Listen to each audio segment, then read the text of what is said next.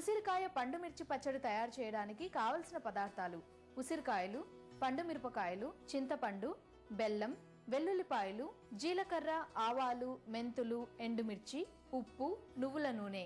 పులుపు, తీపి, వగరు, కారం లాంటి రుచుల మిశ్రమం ఉసిరికాయ పండుమిర్చి పచ్చడి.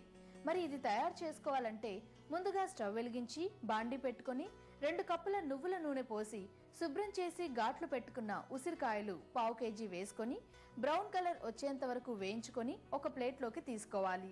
తర్వాత 100 గ్రాముల పండుమిర్చి, వేడి నీళ్లలో నానబెట్టిన 50 గ్రాముల చింతపండు, 25 గ్రాముల బెల్లం, 50 గ్రాముల ఉప్పు కలిపి గ్రైండ్ చేసిన పేస్ట్ ఒక బౌల్లోకి 2 కప్స్ తీసుకొని ముందుగా వేయించుకున్న ఉసిరికాయల్ని వేసి బాగా కలుపుకోవాలి.